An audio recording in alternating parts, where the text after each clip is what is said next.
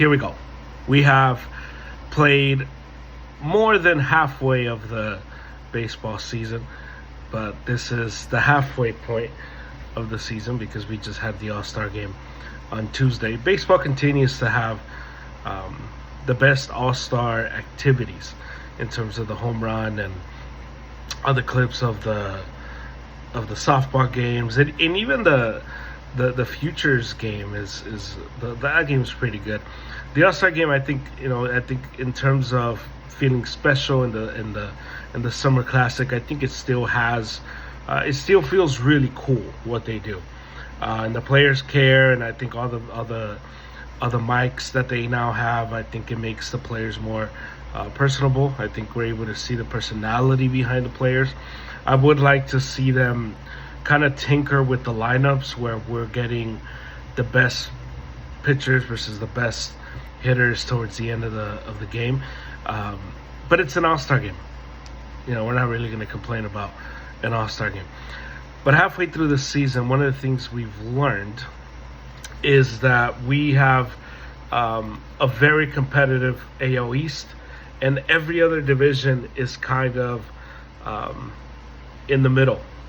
The biggest winners in terms of the first half of the season in the American League, and I'll do American League first, has to be the Rays.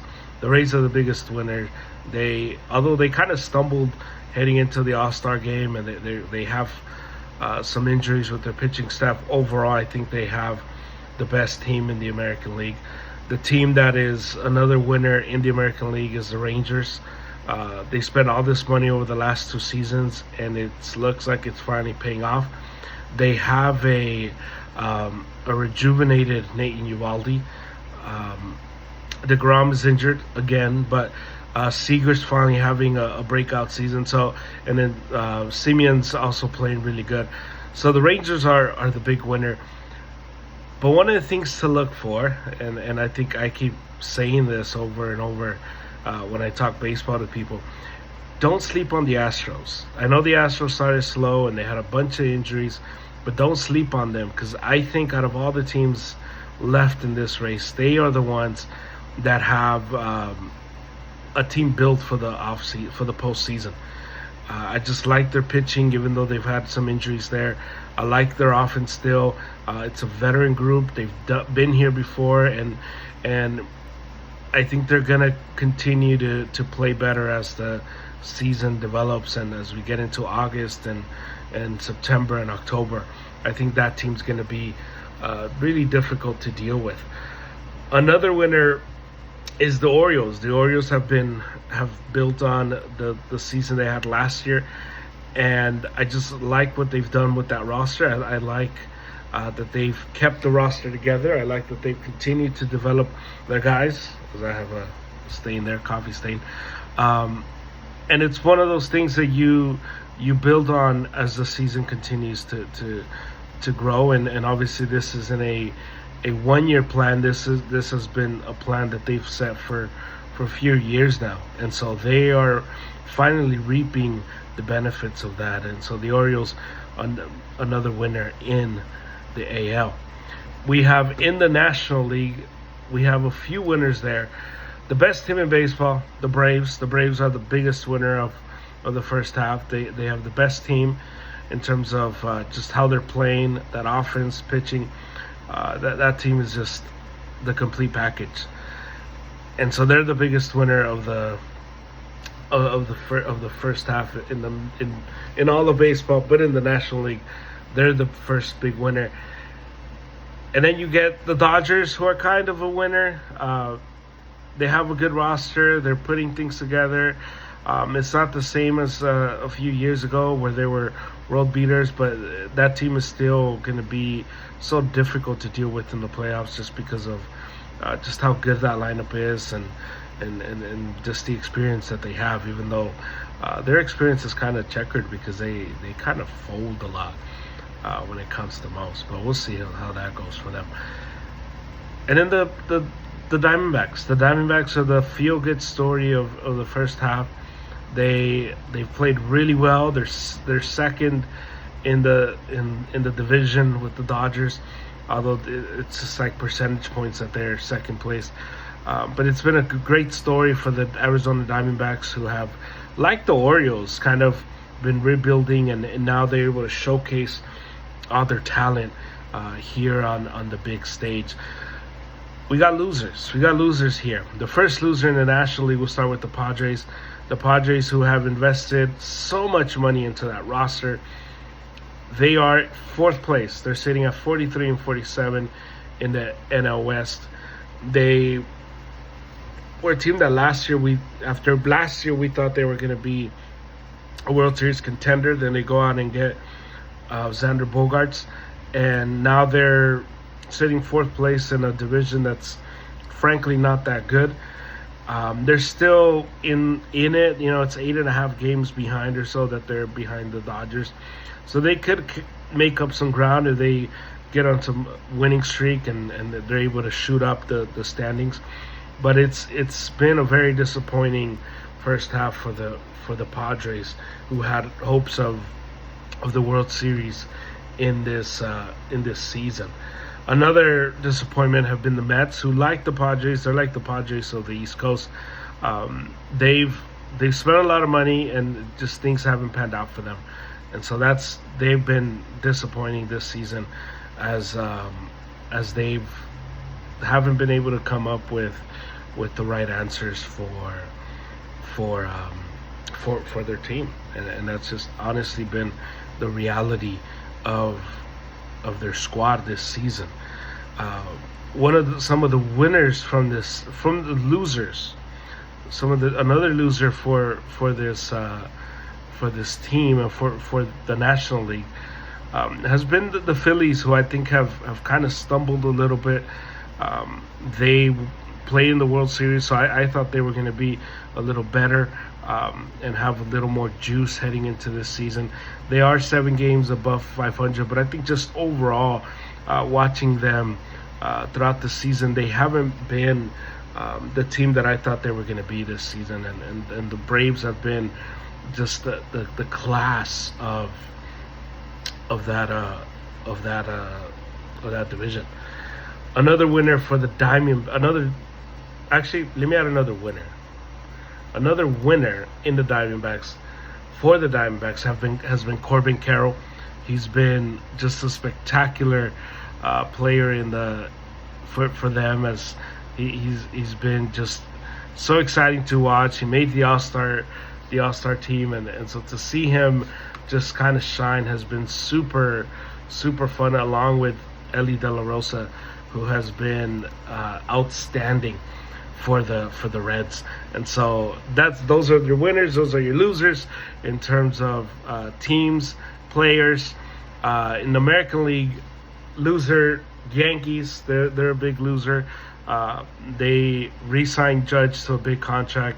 They were favored by a lot of people to make it to the World Series, and they find themselves in fourth place in the American League East, and Judge is hurt, and it's just a team that just doesn't work. It's a team that is probably going to miss the postseason,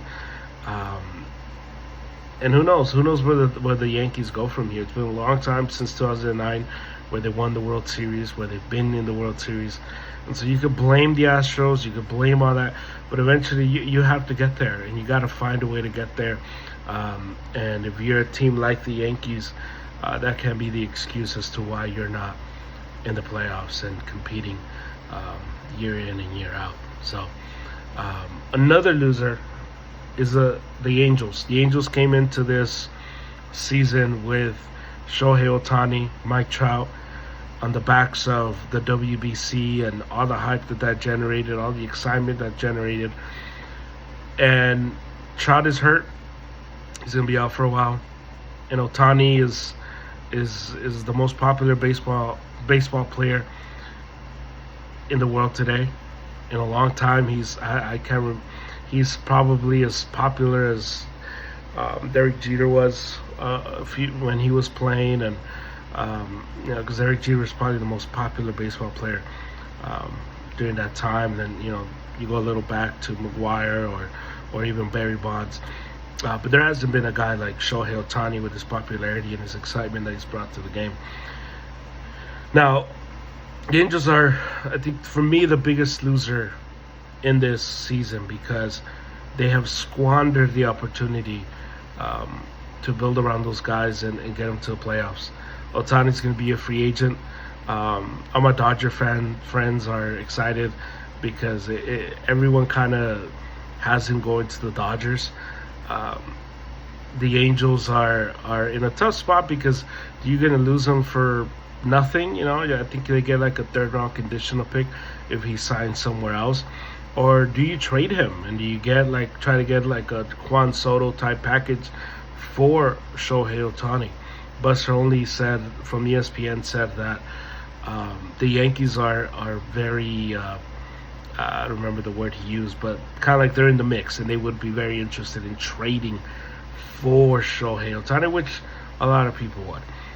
So we'll see how that develops because I think Ohtani has made it very clear over the last few weeks or so where he kind of wants to be in a winning situation.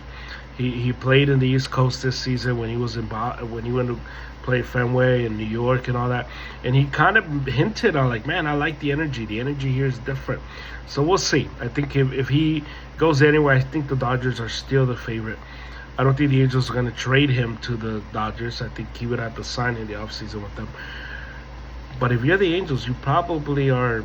It's probably smarter to look at what's going on and realize we're probably not going to do much in these playoffs to keep Ohtani here. And if he's going to leave, might as well get something for him. So that's where we're at. That's where we're at with baseball. The season resumes tomorrow. We've had a break for the All-Star, and so we come back tomorrow with some more games, and as we get ready to wind down the season, it should be a good race throughout the league. So we have a few races to look for. In the AL East, like I said earlier, the Rays have been stumbling. So the Orioles are only two games behind. And, I mean, the Blue Jays are 7, the Yankees are 8, the Red Sox are 9. I guess I should do some Red Sox, my beloved Red Sox. So the Red Sox have been mediocre. They've been average. They look good sometimes. They look terrible sometimes. And this is just what it means to be a mediocre team. They're right now on a good run, 8-2 the last 10. The pitching is a little better. The hitting is a little better now. But this team is up and down, and sometimes the pitching's going to be there and the offense doesn't show up. Sometimes the offense shows up and the pitching's all over the place. I don't know if the Red Sox are buyers or sellers because I just don't know what this team is. And so if you're going to go out and get a guy like Shohei Ohtani, which I think would require everything, and if I'm the Red Sox, I would give up everything for Shohei Ohtani. And you continue to build and but is this ownership group willing to start spending money? Because they've kind of showed us that they are in a place where they don't want to spend money right now. So is that a team? Is that an ownership group that can be trusted with, say, a Shohei Ohtani? Then you get the stuff that came out during the All-Star break of Juan Soto. Is Juan Soto going to get moved? Because he's a free agent. And the Padres probably aren't going to want to give him up, want to lose him for nothing after everything they gave up for him. Derek Jeter on the Fox broadcast said that he would like the Yankees to go after Juan Soto. And so I don't think it's a possibility for the Red Sox. But I think it's interesting as I look at the Sox, as I look at the Yankees. Are these teams going to be sellers or buyers in the trade market? I don't know. I just don't know what makes sense for them. If it was up to me, I would be sellers if I'm both teams because you're not going to make it to the playoffs, and if you do, you don't have the rosters to compete and win a title. I would try to see if I can get a young player, a young arm for next season, and next season be the season where you kind of go in there competing, because I think this season I just don't see the Sox competing for a world title this season. So that's Red Sox corner. right there.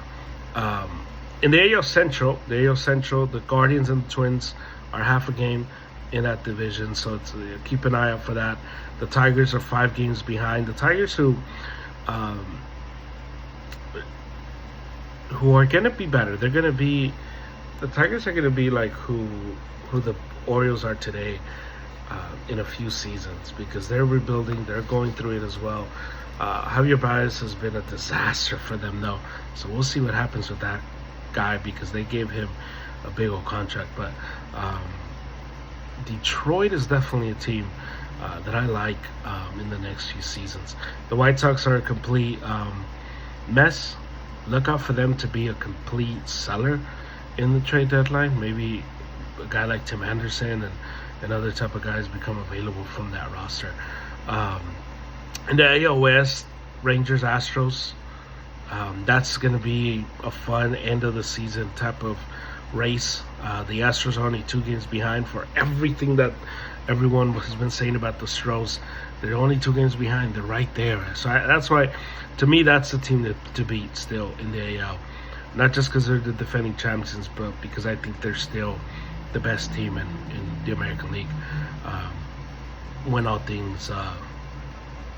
everything's said and done, I think they're still going to represent the AL in the World Series. In the National League,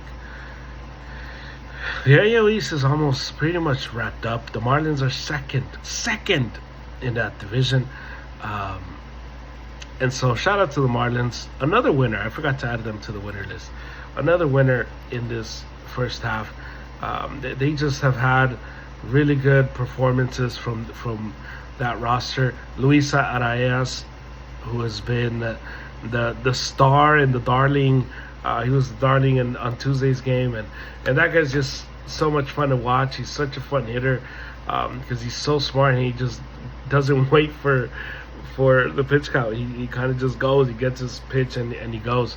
But I think that division is pretty much wrapped up. The Braves are going to lock it up. In the Central, the Reds and the Brewers are separated by 1 game. The Brewers have all the arms. And the Reds, man, with Eli De La Cruz and all those guys there, it's a team that has the players to definitely compete with Jonathan India and Matt McLean, who's been really good this season. Joey Votto's still leading that team and providing the leadership that team needs. But that team is in a weak division like the Central. I like their chances because they're gonna be given the opportunity to get to the postseason just by the fact that they're in that division. And in the NL West, it's going to be Dodgers and Diamondbacks. Don't sleep on the Giants. They're 2.5 games behind. Somehow the Giants are right there with their roster. I think if there's going to be a team that can become a big buyer in the trade deadline and kind of get themselves and put themselves in the mix, watch for the Giants, because they have the roster, they have the farm system, and they have the money to do that. So watch out for the Giants as they make a push towards the playoffs. And the Padres, like, that roster, as disappointing as they've been, that roster is still really good, and you kind of have to leave the door open for them, or leave the door unlocked. We'll leave the door unlocked for them just in case they get there and they open it and they wreak havoc. But that's where we're at. That's where we're at with baseball. That's where we stand as of now. Thursday, July 13th. Tomorrow we restart baseball and we get going. So the highlights: Braves, best team in baseball. They are the cream of the crop. They're the biggest winner. Eli De La Cruz, biggest winner in terms of players. Biggest losers: Mike Trout's the biggest loser for getting injured and causing himself yet another season and having a shortened season. And the Angels, the biggest loser of the first half.